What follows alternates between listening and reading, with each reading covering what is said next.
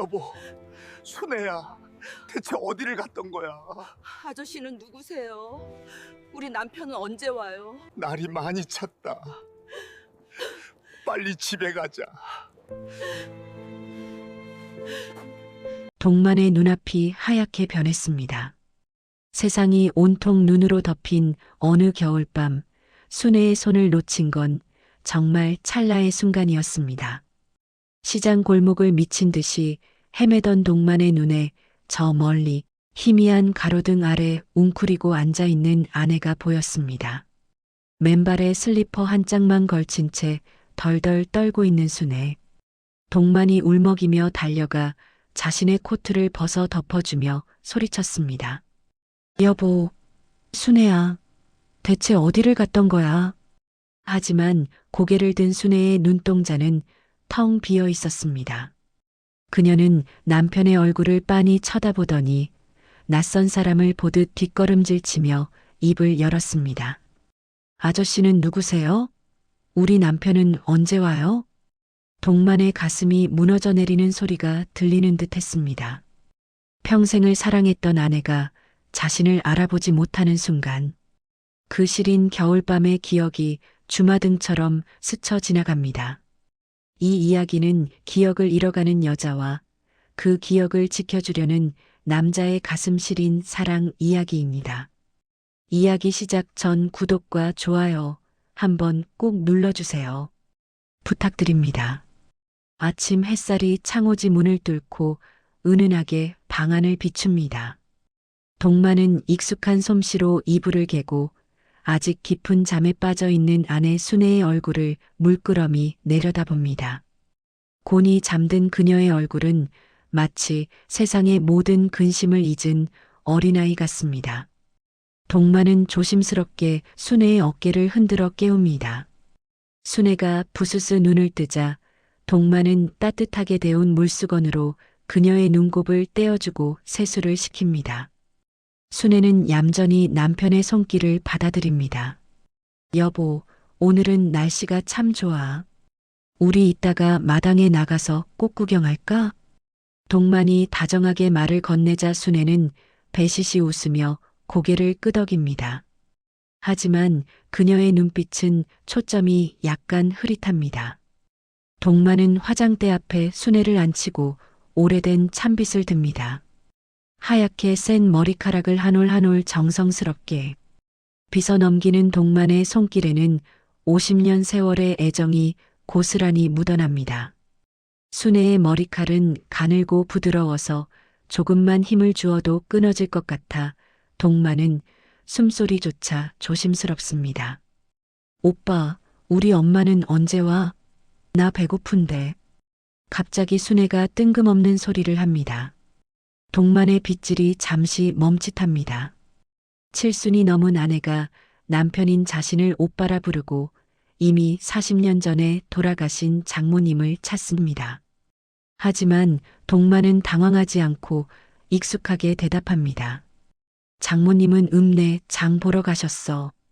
맛있는 거 사서 금방 오실 거야. 그 전에 우리 먼저 밥 먹자. 순애의 머릿속에는 지우개가 들어있는 것 같습니다. 어제 먹은 저녁 반찬은 기억하지 못하면서 50년 전 친정엄마가 사주었던 꽃신 이야기는 토씨 하나 틀리지 않고 생생하게 기억해냅니다. 동만은 그런 아내가 안쓰러우면서도 한편으로는 자신을 잊지 않고 의지해주는 것만으로도 고맙다고 생각합니다. 아침 밥상에는 푹 끓인 구수한 누룽지와 부드러운 계란찜이 올라옵니다. 치아가 약해진 아내를 위한 동만의 세심한 배려입니다. 동만은 숟가락에 계란찜을 떠서 호호 불어 순애의 입에 넣어줍니다. 순애는 아기새처럼 입을 벌려 받아먹습니다. 밥알이 입가에 묻자 동만은 자신의 엄지손가락으로 쓱 닦아내어 제 입으로 가져갑니다. 더럽다는 생각은 추호도 들지 않습니다. 그저 이 사람이 잘 먹고 아프지 않기만을 바랄 뿐입니다. 동만은 밥을 오물거리는 아내를 보며 생각합니다. 당신의 기억이 사라지는 속도보다 내 사랑이 더 깊어지면 된다고. 그렇게 두 사람의 하루가 또 시작됩니다. 점심이 지나고 나른한 오후 거실 소파에 나란히 앉은 두 사람의 모습이 평화로워 보입니다.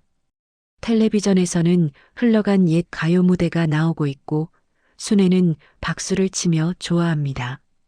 동만은 아내가 좋아하는 곶감을 하나 꺼내어 먹기 좋게 잘게 찢어줍니다.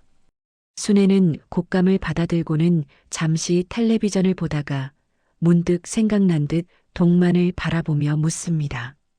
영감, 밥은 먹었소?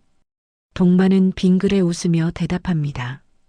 그럼 아까 자네랑 같이 누룽지 끓여 먹었잖아. 순애는 아 그렇구나 하고 고개를 끄덕이더니 다시 텔레비전으로 시선을 돌립니다. 하지만 채 1분도 지나지 않아 다시 고개를 돌려 똑같은 질문을 던집니다. 영감, 배 안 고파? 밥은 먹었어? 동만은 실은 내색 하나 없이 처음 대답하는 사람처럼 다정하게 응대합니다. 먹었지. 자네가 계란찜이랑 아주 맛있게 먹던 걸. 이 질문은 앞으로 10번, 아니 20번은 더 반복될 것입니다. 처음 치매 판정을 받았을 때 동만은 화도 내보고 답답함에 가슴을 치기도 했습니다. 금방 했던 말을 잊어버리고 또 묻는 아내를 보며 왜 나를 이렇게 힘들게 하냐고 소리친 적도 있었습니다. 그때 순애의 겁에 질린 눈빛을 보고 동만은 뼈저리게 후회했습니다. 아내는 일부러 그러는 것이 아닙니다. 그저 뇌세포가 병들어 기억을 붙잡지 못할 뿐입니다. 동만은 이제 아내의 반복되는 질문을 사랑의 확인이라고 여기기로 했습니다. 밥을 먹었냐는 질문은 나를 굶기지 않으려는 아내의 본능적인 사랑이라고 말입니다. 동만은 아내의 손을 꼭 잡습니다. 거칠어진 손마디가 동만의 손바닥 안에서 꼼지락거립니다. 여보, 나 집에 언제 가? 우리 집 가고 싶은데. 이번에는 또 다른 레퍼토리입니다. 지금 앉아 있는 곳이 30년을 넘게 살아온 우리 집인데 순애는 자꾸만 집 타령을 합니다. 순애가 말하는 집은 아마도 기억 속 어딘가에 존재하는 젊은 시절에 따뜻했던 그 집이거나 혹은 어린 시절 부모님이 계시던 고향 집일지도 모릅니다. 동만은 그 마음을 알기에 무작정 여기가 집이라고 우기지 않습니다. 그래, 조금 있다가 해지면 가자. 지금은 버스가 끊겼어. 동만의 능청스러운 거짓말에 순애는 금세 수긍하고 다시 텔레비전에 집중합니다. 동만은 아내의 옆모습을 바라보며 마음속으로 다짐합니다. 당신이 기억하는 집이 어디든 내가 있는 곳이 당신의 집이 되게 하겠노라고. 벽에 걸린 낡은 괴종시계가 땡, 땡하고 오후 3시를 알립니다. 시간은 흐르지만 이 집의 시간은 순애의 기억처럼 맴돌고 있습니다. 오후에 햇살이 좋아 동만은 순애를 데리고 동네 시장으로 산책을 나갑니다. 순애는 제일 아끼는 꽃무늬 블라우스를 입고 동만의 손을 놓칠세라 꼭 붙잡고 걸어갑니다. 시장은 사람들로 북적이고 여기저기서 물건을 파는 상인들의 외침 소리가 활기찹니다.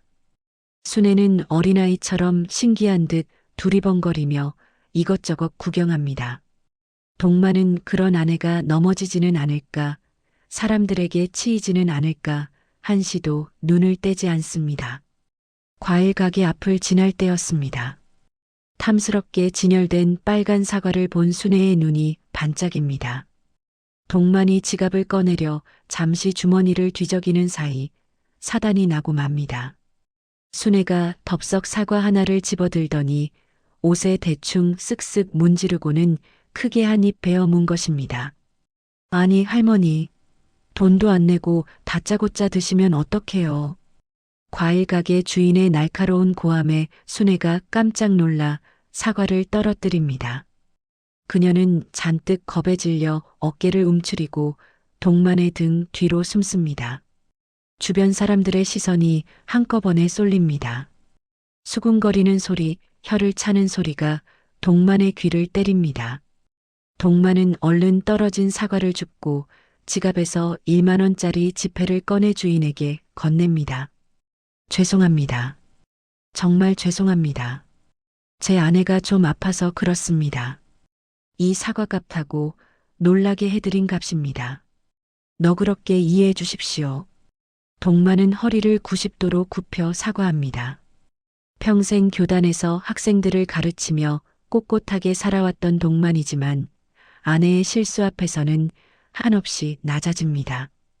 주인이 씩씩거리며 돈을 받아 챙기고 혀를 끌끌 찹니다. 동만은 붉어진 얼굴을 감출 생각도 못한 채 겁에 질려 떨고 있는 순애의 어깨를 감싸 안습니다. 괜찮아, 여보. 괜찮아. 내가 있잖아.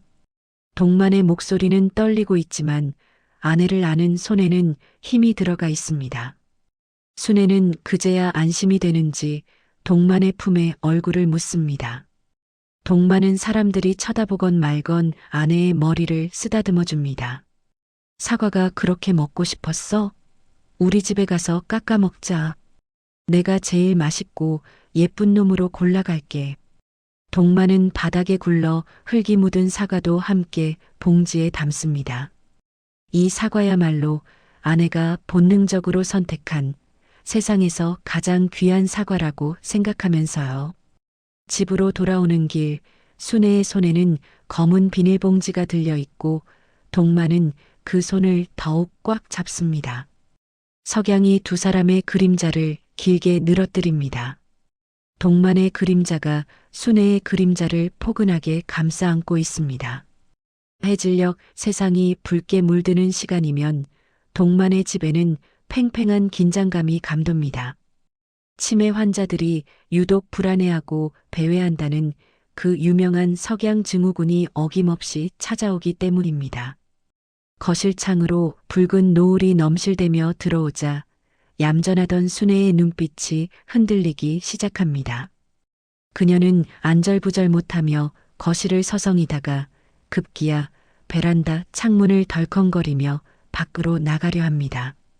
초점을 잃은 눈동자는 허공을 배회하고 입으로는 알아들을 수 없는 말을 중얼거립니다.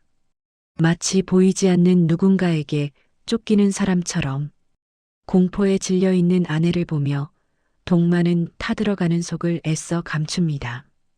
그는 서랍장 가장 깊숙한 곳에서 손때가 묻어 반질반질해진 은색 하모니카를 꺼냅니다. 이것은 가난했던 신혼 시절 고생만 하는 아내를 위해 유일하게 해줄 수 있었던 선물이자 동만의 보물 1호입니다. 순애야, 괜찮아. 이리 와서 여기 좀 앉아봐. 내가 당신 제일 좋아하는 노래 들려줄게. 동만은 창문에 매달린 순애를 어린아이 달래듯 어르고 달래 소파에 앉힙니다. 그리고 차가운 금속성의 하모니카를 입에 물고 숨을 크게 들이마십니다. 첫 음이 길게 울려 퍼지자 불안하게 떨리던 순애의 어깨가 움찔합니다. 동만이 연주하는 곡은 우리 민족의 한이 서린 아리랑입니다. 구슬프면서도 따뜻한 선율이 저녁 공기를 타고 집 안 구석구석으로 퍼져나갑니다. 동만의 거친 호흡에 따라 하모니카는 때로는 흐느끼듯 울고 때로는 등을 토닥이듯 부드럽게 노래합니다. 신기하게도 음악 소리가 방 안을 가득 채우자 창밖으로 탈출하려던 순애의 시선이 천천히 남편에게로 돌아옵니다. 기억은 뇌에서 지워졌어도 몸이 기억하는 노래, 영혼에 깊이 각인된 멜로디인 모양입니다. 동만은 눈을 지그시 감고 연주에 몰입합니다. 젊은 시절 학교에서 돌아오면 단칸방에서 콩나물을 다듬다가 이 노래를 듣고 환하게 웃어주던 아내의 고운 얼굴이 떠오릅니다. 그때나 지금이나 아리랑은 두 사람을 이어주는 유일한 끈입니다. 연주가 절정에 다다르자 정적을 깨고 순애의 가느다란 노랫소리가 이어집니다. 나를 버리고 가시는 님은 심리도 못 가서 발병난다. 가사는 듬성듬성 끊어지고 박자도 제멋대로지만 동만에게는 그 어떤 유명한 가수의 노래보다 아름답게 들립니다. 노래를 부르는 순애의 눈가에 어느새 맑은 눈물이 그렁그렁 맺힙니다. 그 눈물은 슬픔이 아니라 안개 속에서 어렴풋이 떠오르는 옛 추억에 대한 그리움일 것입니다. 동마는 하모니카를 내려놓고 주머니에서 손수건을 꺼내 아내의 젖은 눈가를 조심스럽게 닦아줍니다. 순애가 방금 전의 난폭함은 까맣게 잊은 채 수줍은 17 소녀의 얼굴로 배시시 웃습니다. 동마는 그 미소를 보며 맹세합니다. 당신의 기억이 캄캄한 어둠 속에 갇혀 있어도 내가 이렇게 소리로, 음악으로 매일매일 당신을 찾아가겠노라고 말이죠. 칠흑 같은 어둠이 내려앉은 새벽이시 평온하던 동만의 집은 순식간에 아수라장으로 변합니다. 곤히 잠들어 있던 동만은 고막을 찢는 듯한 날카로운 비명소리에 소스라치게 놀라 잠에서 깹니다. 심장이 터질 듯 쿵쾅거리는 가슴을 부여잡고 황급히 스탠드불을 켭니다. 주황색 불빛 아래 드러난 광경은 참혹합니다. 방구석에 웅크리고 앉아 이불을 뒤집어 쓴 채 벌벌 떨고 있는 순애. 그녀의 눈은 공포로 가득 차 있고 손에는 잡히는 대로 집어든 베개가 들려 있습니다. 누구세요? 저리 가란 말이야. 도둑이야. 사람 살려. 순애가 악을 쓰며 베개를 동만에게 집어 던집니다. 동만은 가슴이 철렁 내려앉습니다. 또 시작된 것입니다. 밤만 되면 뇌의 인지 기능이 떨어져 남편을 알아보지 못하고 낯선 침입자로 오인하는 끔찍한 증상입니다. 낮에는 그렇게 다정하던 아내가 밤이면 적으로 돌변하는 현실이 동만은 여전히 적응되지 않습니다. 그는 최대한 부드러운 목소리로 천천히 다가갑니다. 순애야, 나야. 당신 남편 박동만이. 무서워하지 마. 나 여기 있어. 하지만 순애의 귀에는 남편의 목소리가 들리지 않는 듯합니다.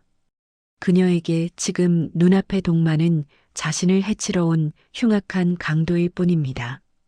극도의 공포에 질린 순애는 협탁 위에 놓인 물컵을 들어 동만을 향해 힘껏 던집니다.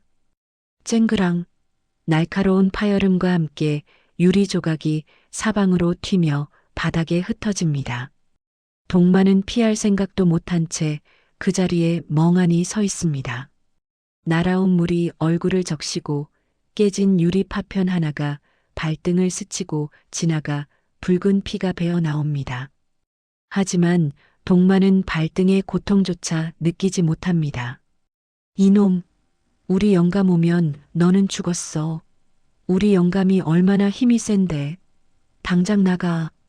순애는 허공을 향해 삿대질을 하며 남편을 찾습니다. 바로 눈앞에 있는 진짜 남편을 두고 기억 속에 젊고 든든했던 남편을 부르며 울부짖는 아내. 동만은 흐르는 피를 닦을 생각도 하지 못한 채 유리 조각이 널린 바닥에 무릎을 꿇습니다. 억지로 다가가면 그녀가 더 놀라 발작을 일으킬 것을 알기에 그저 낮은 자세로 그녀의 눈높이를 맞춥니다. 평생을 바쳐 사랑한 여자가 자신을 세상에서 가장 무서운 존재로 여긴다는 비극적인 아이러니. 앞에서 동만의 마음은 천갈래 만갈래로 찢어집니다. 그래. 당신 남편 곧 올 거야. 내가 나갈게.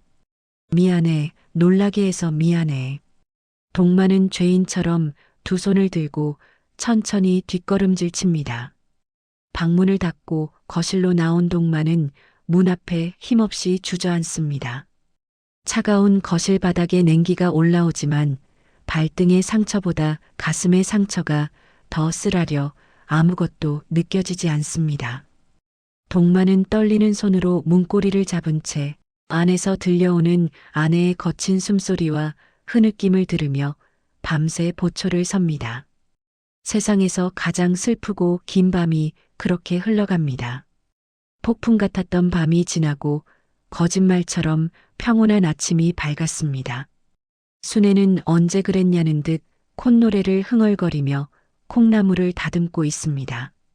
지난밤의 소동은 그녀의 머릿속에서 깨끗이 지워진 상태입니다. 동만은 욱신거리는 발등의 상처를 반창고로 가리고 무거운 몸을 일으켜 봄맞이 대청소를 시작합니다. 겨우내 묵은 먼지를 털어내기 위해 안방 장롱문을 활짝 엽니다. 나프탈렌 냄새가 훅 끼쳐오는 장롱 안에서 이불을 꺼내고 철지나 옷가지들을 정리하던 동만의 손끝에 무언가 툭 걸립니다. 깊숙한 곳, 순애가 아끼던 낡은 한복 치마폭 사이에 숨겨져 있던 꼬깃꼬깃한 종이 한 장입니다. 동만은 콩나물을 다듬는 순애를 힐끔 쳐다보고는 조심스럽게 종이를 펼칩니다. 찢어진 달력 뒷면에 연필로 꾹꾹 눌러 쓴 글씨. 삐뚤빼뚤하고 맞춤법도 틀렸지만 틀림없는 순애의 필체입니다. 날짜를 보니 3년 전 순애가 처음 치매 진단을 받고 병원에서 돌아온 그날 밤입니다. 동만의 손이 가늘게 떨리기 시작합니다. 영감, 나 순애예요. 오늘 의사 선생님이 내 머릿속에 지우개가 있대요. 너무 무서워요. 내가 바보가 되면 어쩌지? 내가 당신을 잊어버리면 어쩌지? 밥 차려주는 것도 잊고, 당신 이름도 잊고, 우리가 부부라는 것도 잊으면 어쩌지? 글자마다 눈물 자국이 번져 종이가 쭈글쭈글합니다. 홀로 방구석에 앉아 이 편지를 쓰면서 얼마나 많은 눈물을 쏟았을지 짐작이 가고도 남습니다. 동만은 목이 메어 침을 삼키기조차 힘듭니다. 편지는 이어집니다. 혹시 내가 당신을 못 알아보고 나쁜 말을 해도 그거 내 진심 아니니까 맘 상해하지 마요. 내 정신이 멀쩡할 때 미리 말해두는 거야. 나는 죽는 날까지, 아니 죽어서도 박동만 당신만 사랑해요. 미안해요. 짐이 되기 싫었는데. 끝까지 맛있는 밥 해주고 싶었는데. 영감 사랑해. 부디 나를 버리지 말아요. 마지막 문장에서 동만은 결국 참았던 울음을 터뜨리고 맙니다.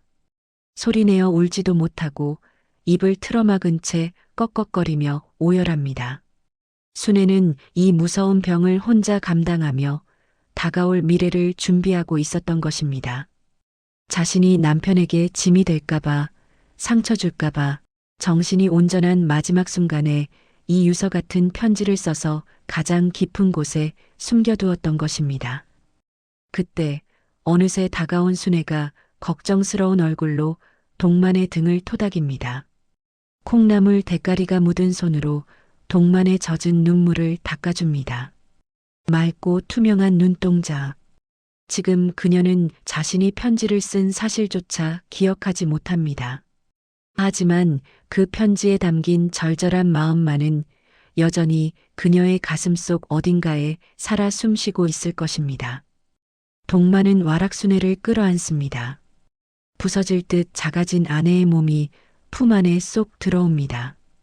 동만은 아내의 등을 쓸어내리며 속으로 외칩니다. 절대 버리지 않겠다고, 내가 당신의 기억이 되어주겠다고.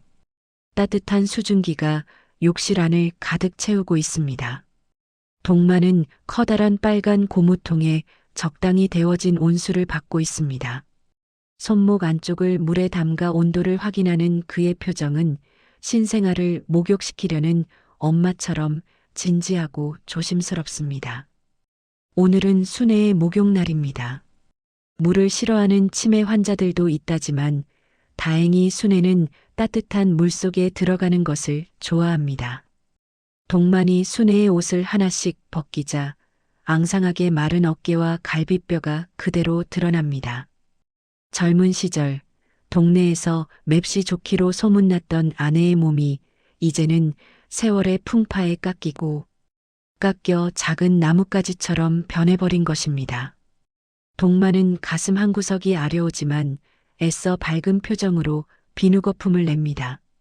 동만은 부드러운 스펀지에 거품을 잔뜩 묻혀 순애의 등을 살살 문지릅니다. 하얀 거품 사이로 순애의 등 한복판에 있는 희미한 화상 흉터가 눈에 들어옵니다. 40년 전 연탄 아궁이에 불을 떼다가 끓는 물을 엎어 생긴 상처입니다. 가난한 살림에 남편 뒷바라지하랴, 자식들 건사하랴, 자신의 몸 돌볼 겨를 없이 살았던 아내의 고단한 역사가 그 흉터에 고스란히 새겨져 있습니다. 동마는 그 흉터 위를 지나갈 때면 손길을 더욱 부드럽게 합니다. 마치 그 옛날의 고통까지 씻어주고 싶은 마음으로 정성을 다해 어루만집니다. 순애는 기분이 좋은지 물장구를 치며 흥얼거립니다. 오빠, 등이 시원해. 아이 좋아. 그래, 내가 때밀이 선수잖아. 읍내 목욕탕 새신사보다 내가 훨씬 낫지? 동만의 농담에 순애가 까르르 웃음을 터뜨립니다. 좁은 욕실 안에서 두 사람의 웃음소리가 물소리와 섞여 경쾌하게 울려 퍼집니다. 동만은 순애의 머리에 샴푸를 묻혀 감겨줍니다. 거품이 눈에 들어가지 않게 손으로 이마를 받치고 샤워기 물살을 약하게 조절하여 헹궈냅니다. 물에 젖은 순애의 머리카락은 솜털처럼 가볍고 숱이 적습니다. 동만은 젖은 머리카락을 수건으로 감싸며 생각합니다. 이 작고 여린 사람이 내 인생의 전부를 지탱해준 거인이라는 사실을요. 목욕을 마치고 나온 순애의 얼굴은 뽀얗게 상기되어 있습니다. 동만은 로션을 손바닥에 덜어 순애의 얼굴과 팔다리에 꼼꼼하게 발라줍니다. 베이비 파우더 향기가 방 안가득 퍼집니다. 순애는 개운한 표정으로 동만의 무릎에 머리를 베고 눕습니다. 동만은 젖은 아내의 머리카락을 드라이어의 약한 바람으로 말려줍니다. 윙하는 기계 소리에도 순애는 편안한지 스르르 눈을 감습니다. 동만은 잠든 아내의 얼굴을 내려다보며 그녀가 깨어 있을 때나 잠들었을 때나 한시도 곁을 떠나지 않겠다고 다시 한번 다짐합니다. 나른한 오후 동만에게 불청객 같은 감기 몸살이 찾아왔습니다. 며칠 밤을 설친 탓인지 온몸이 물에 젖은 솜처럼 무겁고 머리가 윙윙거리며 어지럽습니다. 동만은 순애가 낮잠에 든 것을 확인하고 거실 바닥에 잠시 몸을 뉘었습니다. 잠깐만 눈을 붙인다는 것이 그만 깊은 잠에 빠지고 맙니다. 동만의 코에서 고른 숨소리가 들려오고 집안은 절간처럼 고요합니다. 얼마나 지났을까요? 안방에서 자던 순애가 부스스 눈을 뜹니다. 그녀의 시선이 창밖을 향합니다. 마당에 핀 노란 유채꽃 위로 하얀 나비 한 마리가 팔랑거리며 날아다니고 있습니다. 순애의 눈이 호기심으로 반짝입니다. 그녀에게 저 나비는 단순한 곤충이 아닙니다. 기억 속 어딘가에서 놀던 어린 시절의 친구 같기도 하고 먼저 떠나보낸 예쁜 딸아이의 영혼 같기도 합니다. 순애는 홀린 듯 자리에서 일어납니다. 거실에는 동만이 세상 모르고 잠들어 있지만 순애의 눈에는 오직 창밖에 나비만 보일 뿐입니다. 순애는 살금살금 현관으로 나갑니다. 신발장에는 동만의 구두와 자신의 꽃무늬 슬리퍼가 나란히 놓여 있습니다. 순애는 급한 마음에 왼쪽에는 동만의 구두를, 오른쪽에는 자신의 슬리퍼를 짝짝이로 꿰어찹니다. 덜커덕. 현관문 여는 소리가 제법 크게 났지만 약기운에 취해 잠든 동만은 미동도 하지 않습니다. 마당으로 나온 순애는 나비를 따라 아장아장 걸음을 옮깁니다. 나비는 잡힐 듯 말 듯 날아가며 순애를 대문 밖으로 유인합니다. 나비야, 같이 가. 나랑 놀자. 순애가 해맑게 웃으며 중얼거립니다. 평소에는 굳게 닫혀있던 대문이 오늘따라 살짝 열려 있습니다. 아침에 우편 배달부가 다녀가면서 빗장을 제대로 걸지 않은 탓입니다. 순애는 아무런 망설임 없이 열린 대문 틈으로 빠져나갑니다. 익숙한 집을 벗어나자 낯선 골목길이 펼쳐지지만 순애의 시선은 오로지 나비 꽁무니만 쫓고 있습니다. 골목을 지나 큰 길로 접어들자 차들이 쌩쌩 달리는 소음이 들려옵니다. 하지만 순애는 두려움을 느끼지 못합니다. 그녀의 머릿속 세상은 지금 동화 속 꽃밭이기 때문입니다. 나비가 도로 건너편으로 날아가자 순애도 무작정 차도 쪽으로 발을 내딛습니다. 빵! 날카로운 경적 소리가 울리고 트럭 한 대가 순애 앞을 아슬아슬하게 스쳐 지나갑니다. 그제야 순애는 깜짝 놀라 주저앉습니다. 나비는 온데간데없고 눈앞에는 낯설고 무서운 회색 도시의 풍경만이 남았습니다. 오빠, 오빠. 순애의 입에서 울음 섞인 목소리가 터져 나옵니다. 하지만 바람 소리에 묻혀 동만에게는 닿지 않습니다. 집안에서는 여전히 동만이 식은땀을 흘리며 깊은 잠에 빠져 있습니다. 벽시계의 초침만이 무심하게 흘러가며 위태로운 시간을 재촉하고 있습니다.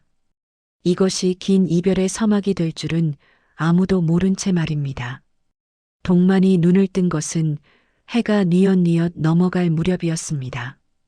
으슬으슬하던 한기는 조금 가셨지만 머리는 여전히 지끈거립니다. 그는 습관처럼 안방을 향해 고개를 돌립니다. 순애야, 잘 잤어? 배고프지 않아? 대답이 없습니다. 안방 문이 활짝 열려 있고 이불은 헝클어진 채 덩그러니 놓여 있습니다. 동만은 화장실을 확인합니다. 텅 비어 있습니다. 부엌도 베란다도 작은 방도 모두 비어 있습니다. 순간 동만의 심장이 쿵 하고 내려앉는 것 같습니다. 등줄기를 타고 식은땀이 한 줄기 흘러내립니다. 여보, 순애야, 어디 있어? 장난치지 말고 나와. 동만의 목소리가 가늘게 떨립니다. 그는 미친 사람처럼 현관으로 뛰쳐나갑니다. 신발장에 동만의 구두 한 짝과 순애의 슬리퍼 한 짝이 사라진 것이 눈에 들어옵니다. 불길한 예감이 현실이 되는 순간입니다. 동만은 신발도 제대로 신지 못한 채 남은 슬리퍼를 질질 끌고 마당으로 뛰어내려갑니다. 대문이 흉한 입처럼 벌어져 있습니다. 아이고 하나님, 맙소사. 순애야. 동만은 골목길 한복판에 서서 사방을 둘러봅니다. 지나가는 사람은 아무도 없고 전봇대에 붙은 낡은 전단지만 바람에 펄럭거립니다. 날은 이미 어둑어둑해져 사물의 분간이 어려워지고 있습니다. 밤이 오면 순애의 공포심은 극에 달할 텐데 얇은 옷 하나만 입고 나간 아내가 이 추위에 어디서 떨고 있을지 생각하니 동만의 눈앞이 캄캄해집니다. 동만은 무작정 달리기 시작합니다. 평소 관절염 때문에 걷기조차 힘들었던 다리지만 지금은 고통을 느낄 겨를조차 없습니다. 숨이 턱끝까지 차오르고 심장이 터질 것 같지만 멈출 수 없습니다. 동네 슈퍼 앞 평상에 앉아있던 이웃집 할머니를 발견하고 동만은 다급하게 묻습니다. 할머니, 혹시 우리 집사람 못 보셨어요? 꽃무늬 옷 입고 머리 하얀 여자 말입니다. 할머니는 눈을 껌뻑이며 고개를 갸웃거립니다. 글쎄, 아까 낮에 저 윗길로 올라가는 걸 얼핏 본 것 같기도 하고 혼자 중얼중얼하면서 가던데. 동만은 고맙다는 말도 하는 둥 마는 둥 할머니가 가리킨 윗길로 다시 내달립니다. 그곳은 차들이 쌩쌩 달리는 4차선 도로와 연결되는 위험한 길입니다. 동만의 입에서 단내가 나고 눈물이 앞을 가려 시야가 뿌옇게 흐려집니다. 제발 무사하기만 해다오. 제발 멀리 가지 않았기만을. 동만의 간절한 기도가 차가운 밤 공기 속으로 흩어집니다. 거리의 가로등이 하나둘 켜지기 시작합니다. 그 불빛은 길 잃은 순애에게는 희망이 아니라 낯선 세상의 공포스러운 눈동자처럼 보일 것입니다. 동만은 목이 터져라 아내의 이름을 부릅니다. 순애야, 김순애, 여보. 하지만 돌아오는 것은 쌩하고 지나가는 자동차 소음뿐입니다. 동만은 망망대해에 홀로 남겨진 조각배처럼 거대한 도시 한복판에서 길을 잃은 기분입니다. 그의 손에는 순애가 두고 간 낡은 손수건 한 장이 쥐어져 있습니다. 그것만이 지금 그가 붙잡을 수 있는 유일한 희망입니다. 숨이 턱 끝까지 차올라 심장이 터질 것 같은 고통 속에서 동만은 파출소의 유리문을 거칠게 밀고 들어섭니다. 땀과 눈물 그리고 흙먼지로 뒤범벅이 된 그의 얼굴은 이미 산 사람의 것이라기보다 넋이 나간 사람의 형상에 가깝습니다. 야간 당직을 서고 있던 동네 토박이 박순경이 깜짝 놀라 의자에서 벌떡 일어납니다. 평소 누구보다 점잖고 옷매무새가 단정하던 동만 선생님이 양발에 짝짝이 신발을 신고 머리는 산발을 한 채 파출소에 나타난 것은 처음 보는 충격적인 광경이기 때문입니다.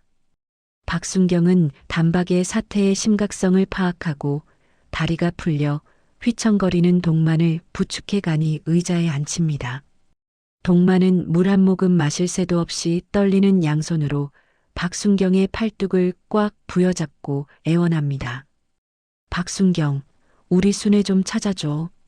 제발 좀 도와줘. 이 추운 날씨에 얇은 블라우스를 입고 나갔어. 내가 잠든 사이에. 내가 죽일 놈이지. 문단속을 안 해서.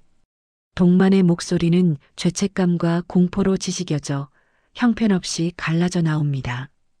박순경은 침착하게 동만의 등을 쓸어내리며 진정시키고 관내 방범용 CCTV를 확인하기 위해 모니터 앞으로 다가갑니다. 모니터 화면 속에는 수많은 골목길과 도로가 흑백 혹은 칙칙한 컬러 화면으로 분할되어 비치고 있습니다. 동만은 충혈된 눈을 부릅뜨고 화면 속을 샅샅이 뒤집니다. 1분 1초가 1년처럼 느껴지는 그야말로 피가 마르는 시간입니다. 째깍거리는 벽시계 소리가 마치 동만의 심장을 찌르는 것만 같습니다. 그때 박순경이 다급하게 손가락으로 화면 한 구석을 가리킵니다. 선생님, 여기 좀 보세요. 4번 카메라, 시장 입구 사거리 쪽입니다. 희미하고 거친 화질 속에서 꽃무늬 블라우스를 입은 작고 구부정한 여자가 비틀거리며 걸어가고 있습니다. 왼쪽 발에는 큼지막한 남자 구두를, 오른쪽 발에는 꽃무늬 슬리퍼를 신은 기이한 차림새, 헝클어진 백발이 바람에 날리는 모습, 틀림없는 순애입니다. 동만은 화면 속 아내를 향해 본능적으로 손을 뻗습니다. 당장이라도 모니터 안으로 뛰어들어가 아내를 낚아채 끌어안고 싶지만 차가운 유리 화면은 야속하게도 그를 거부합니다. 화면 속의 순애는 무언가에 홀린 듯 인도로 가지 않고 자꾸만 차도 쪽으로 위태롭게 발걸음을 옮기고 있습니다. 쌩쌩 달리는 트럭이 그녀를 스쳐 지날 때마다 동만은 안 돼 하고 비명을 지르며 눈을 질끈 감습니다. 박순경이 재빨리 무전기를 들고 인근을 순찰 중인 순찰차에 급히 연락을 취해 좌표를 알립니다. 동만은 자신의 가슴을 주먹으로 퍽퍽 내리치며 자책합니다. 내가 낮잠만 자지 않았어도, 아니 대문 빗장만 제대로 걸었어도 이런 일은 없었을 텐데. 아내가 겪는 모든 고통이 다 자신의 탓인 것만 같아 견딜 수가 없습니다. 순애가 골목길 안쪽 사각지대로 들어가 화면 밖으로 사라지자 동만은 더 이상 지체할 수 없다며 벌떡 자리에서 일어납니다. 박순경도 급히 모자를 눌렀으며 동만과 함께 순찰차에 오릅니다. 파출소의 창백하고 건조한 형광등 불빛이 멀어지고 도시는 거대한 어둠의 입을 벌린 채 두 사람을 기다리고 있습니다. 동만은 주머니 속 낡은 하모니카를 부서져라 꽉 쥐며 기도하고 또 기도합니다. 제발, 제발 무사히만 있어 다오. 내가 갈 때까지만 버텨다오. 같은 시각, 순애는 시장통 뒷골목, 폐지와 쓰레기가 쌓여 있는 낯선 구석에 웅크리고 앉아 있습니다. 낮에 보았던 예쁜 나비는 온데간데 없이 사라졌고 주변은 온통 무시무시한 그림자 괴물들 뿐입니다. 가로등 불빛이 깜빡거릴 때마다 전봇대의 길쭉한 그림자가 괴물처럼 꿈틀대며 자신을 덮치는 것 같아 순애는 비명을 삼킵니다. 지금 순애의 뇌리는 현실과 환상이 뒤섞인 혼돈 상태입니다. 그녀는 자신이 지금 75의 노인이 아니라 5살 꼬마가 되어 술래잡기를 하고 있다고 착각합니다. 하지만 이 술래잡기는 너무나 춥고 무섭습니다. 차가운 밤바람이 얇은 봄용 블라우스를 뚫고 들어와 앙상한 갈비뼈 사이사이를 칼날처럼 파고듭니다. 순애의 입술은 이미 핏기 없이 파랗게 질려 있고 콧물이 주르륵 흘러내려 턱을 적십니다. 하지만 그녀는 닦을 생각조차 하지 못합니다. 덜덜 떨리는 손으로 왼쪽 발에 신겨진 헐렁한 남자 구두를 만지작거립니다. 투박하고 낡은 가죽의 질감.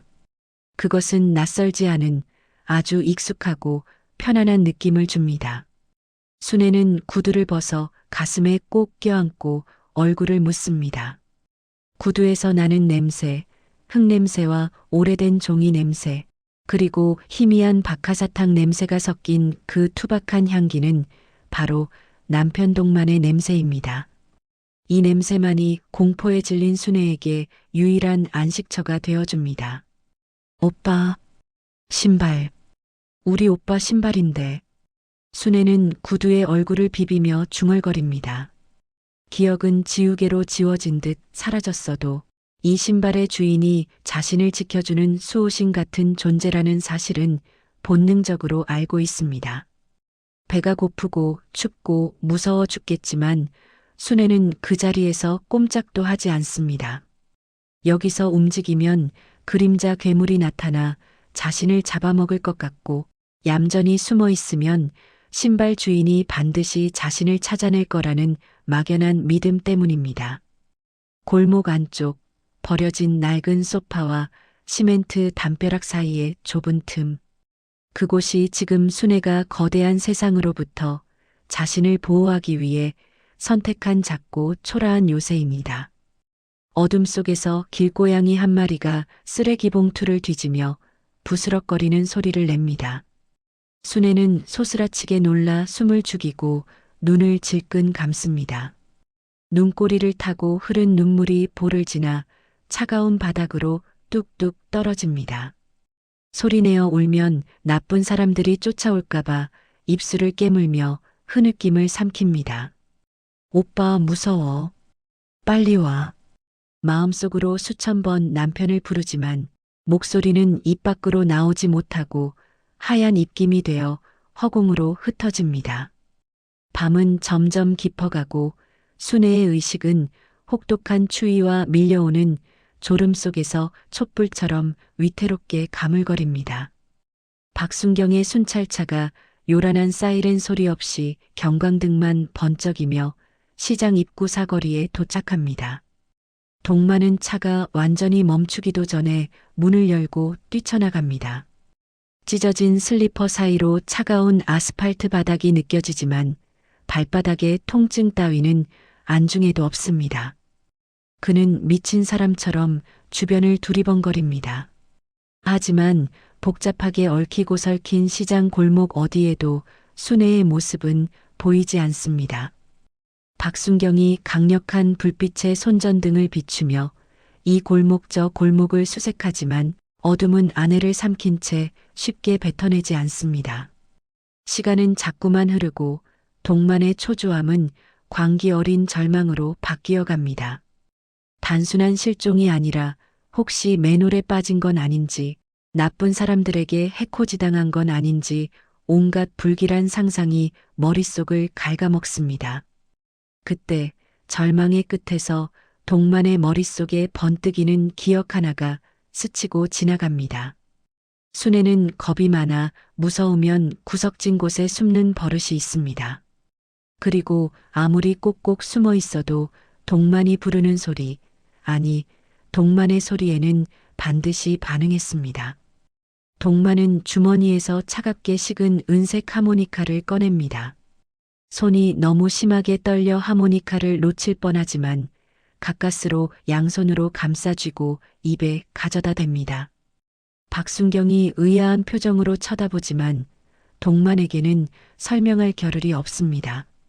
그는 폐부 깊숙한 곳에서부터 숨을 끌어모아 온 힘을 다해 하모니카를 불기 시작합니다.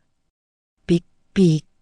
처음에는 거친 숨소리와 울음 때문에 쇳소리가 섞여 나옵니다. 하지만 동만은 포기하지 않고 멜로디를 이어갑니다. 공명은 역시나 두 사람의 영혼을 잇는 아리랑입니다. 하지만 지금 연주하는 아리랑은 평소 안방에서 들려주던 부드럽고 따뜻한 자장가가 아닙니다. 그것은 어둠을 찢고 아내를 부르는 처절한 절규이자 길 잃은 어린아이를 인도하는 애타는 신호입니다. 적막한 밤거리, 모든 소음이 멈춘 골목의 하모니카 소리가 애처롭고 날카롭게 울려 퍼집니다. 동만은 골목을 비틀거리며 걸으면서도 연주를 멈추지 않습니다. 눈물과 콧물이 범벅되어 숨을 쉬기도 힘들지만 멈추면 영영 아내를 잃어버릴 것만 같아 입술이 터지도록 봅니다. 순애야, 김순애, 들리면 대답해. 나 여기 있어. 연주 중간중간 하모니카를 떼고 동만이 목이 터져라 소리칩니다. 박순경도 동만의 의도를 알아차리고 함께 할머니를 외치며 주변을 살핍니다. 아리랑 멜로디가 3절을 넘어갈 때쯤이었습니다. 쓰레기 더미가 가득한 골목 안쪽 깊숙한 곳, 낡은 소파 뒤편에서 아주 미세한 인기척이 들려옵니다. 빠. 바람 소리에 묻혀 지나칠 뻔한 아주 작고 가느다란 목소리. 하지만 동만의 귀에는 천둥 소리보다 더 크게 꽂힙니다. 하모니카 소리가 뚝 끊깁니다. 동만은 숨을 헐떡이며 소리가 난 쪽으로 고개를 확 돌립니다. 어둠 속에 웅크리고 있는 작은 그림자. 하모니카의 은색빛이 가로등에 반사되어 번쩍이자 그림자가 움찔하며 고개를 듭니다. 동만은 확신합니다. 저기 저 어둠 속에 나의 반쪽, 나의 심장이 숨쉬고 있음을. 동만은 하모니카를 손에 꽉 쥔 채 그 어둠 속으로 몸을 던지듯 달려갑니다. 순애야. 동만은 웅크리고 있는 아내 앞에 무릎을 꿇으며 와락 그녀를 끌어안습니다. 순애의 몸은 얼음장처럼 차갑게 식어 있고 사시나무 떨듯 덜덜 떨리고 있습니다. 갑작스런 포옹에 놀란 순애가 비명을 지르며 반항합니다. 싫어. 저리 가. 우리 오빠한테 이를 거야. 순애는 동만의 가슴을 밀쳐내며 품에 안고 있던 구두를 무기처럼 휘두릅니다. 동만의 이마에 구두굽이 부딪혀 쿵소리가 나지만 동만은 아랑곳하지 않고 더욱 세게 아내를 안습니다. 그녀가 아무리 밀어내고 때려도 이 품에서 절대 놓지 않겠다는 듯이 동만의 뜨거운 체온이 순애의 차가운 몸으로 전해집니다. 나야, 순애야. 오빠 왔어. 동만이 왔어. 이제 괜찮아. 이제 안 무서워. 동만은 울음 섞인 목소리로 끊임없이 속삭이며 순애의 등을 쓸어내립니다. 익숙한 목소리, 익숙한 냄새, 그리고 뺨에 닿는 따뜻한 눈물. 발버둥 치던 순애의 몸이 서서히 굳어지더니 저항을 멈춥니다. 그녀는 천천히 고개를 들어 동만의 얼굴을 바라봅니다. 가로등 불빛 아래 드러난 남편의 얼굴은 눈물과 콧물로 엉망이지만 순애의 눈에는 세상에서 가장 반가운 얼굴입니다. 순애의 초점 잃은 눈동자에 서서히 생기가 돌아옵니다. 영감? 영감이야? 순애가 떨리는 손을 들어 동만의 젖은 뺨을 만집니다. 드디어 기억의 빗장이 열리고 그녀가 오빠가 아닌 영감을 알아보는 기적 같은 순간입니다. 동만은 아내의 손을 잡고 자신의 볼에 비비며 고개를 끄덕입니다. 그래, 나야. 당신 남편 박동만. 내가 왔어. 그제야 순애는 안도감에 와항하고 어린아이처럼 큰 소리로 울음을 터뜨립니다. 그동안 참았던 공포와 서러움이 한꺼번에 터져 나온 것입니다. 순애는 가슴에 품고 있던 구두 한 짝을 동만에게 내밉니다. 이거 영감 신발. 내가 챙겼어. 잃어버릴까봐. 자신은 길을 잃고 얼어 죽을 뻔했으면서도 남편의 구두 한 짝만큼은 소중하게 지키고 있었던 아내. 동만은 그 구두를 받아들고 가슴이 미어지는 듯한 통증을 느낍니다. 그는 구두를 바닥에 내려놓고 꽁꽁 언 순애의 발을 자신의 코트 안으로 넣습니다. 그리고 자신의 체온으로 아내의 발을 녹이며 맹세합니다. 정말 다시는 당신의 손을 놓지 않겠노라고. 박순경이 뒤늦게 달려와 두 사람에게 담요를 덮어줍니다. 차가운 골목길 바닥 위에서 두 사람은 서로의 온기에 기대어 하나가 됩니다. 박순경이 운전하는 순찰차 뒷좌석, 동만과 순애는 서로 꼭 붙어 앉아 있습니다. 히터가 따뜻하게 돌아가고 있지만 동만은 순애에게 덮어준 담요 위로 자신의 코트까지 벗어 겹겹이 감싸줍니다. 순애는 지쳐서 동만의 어깨에 기대어 잠이 들었습니다. 잠든 얼굴에는 눈물 자국이 말라붙어 있지만 표정만은 세상 그 누구보다 평온해 보입니다. 동만은 아내의 차가운 손을 자신의 두 손으로 감싸 호호 입김을 불어 녹여줍니다. 거칠고 투박한 아내의 손이 동만의 손 안에서 조금씩 온기를 되찾아갑니다. 박순경이 백미러로 두 사람을 힐끔 보며 말을 건넵니다. 선생님, 병원 안 가보셔도 되겠어요? 사모님 많이 놀라셨을 텐데. 괜찮아. 집에 가면 돼. 우리 순애는 병원 냄새 싫어해. 집에 가서 따뜻한 밥 먹고 내 옆에서 자면 그게 보약이야. 동만의 목소리는 지쳐 있지만 확신에 차 있습니다. 낯선 병원보다는 익숙한 집, 그리고 남편의 곁이 순애에게는 최고의 치료제임을 누구보다 잘 알기 때문입니다. 창밖으로 스쳐 지나가는 도시의 불빛들이 이제는 더 이상 무섭지 않고 마치 두 사람의 무사 귀환을 축하해주는 촛불처럼 따뜻하게 느껴집니다. 동만은 잠든 아내의 머리카락을 쓸어 넘기며 속삭입니다. 고생했어, 순애야. 이제 집에 다 왔다. 우리 집 가서 콩나물국에 밥 말아 먹자. 내가 당신 제일 좋아하는 숭늉도 끓여줄게. 순애가 잠결에 웅얼거리며 동만의 품으로 더 깊이 파고듭니다. 마치 대답이라도 하듯이 동만은 아내를 안은 팔에 더욱 힘을 줍니다. 오늘 겪은 이 끔찍한 소동도 내일이면 순애의 머릿속에서 깨끗이 지워질 것입니다. 그녀는 또다시 밥 먹었어 하고 묻고 엄마 보고 싶어 하고 보채겠지요. 하지만 괜찮습니다. 기억은 사라져도 사랑은 남습니다. 오늘 밤 순애가 보여준 그 본능적인 사랑, 남편의 신발을 품에 안고 기다리던 그 마음을 동만은 평생 잊지 못할 것입니다. 순찰차가 골목길을 돌아 익숙한 대문 앞에 멈춰 섭니다. 노란 가로등 불빛이 두 사람을 마중 나와 있습니다. 계절이 바뀌어 마당에 앙상하던 감나무에 연두색 새순이 돋아났습니다. 따뜻한 봄 햇살이 마루 깊숙이 들어와 앉은 오후, 동만과 순애는 툇마루에 나란히 앉아 봄볕을 쬐고 있습니다.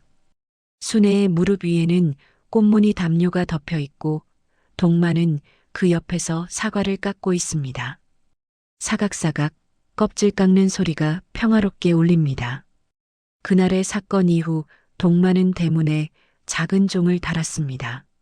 문이 열릴 때마다 딸랑하고 맑은 소리가 나도록 말이죠.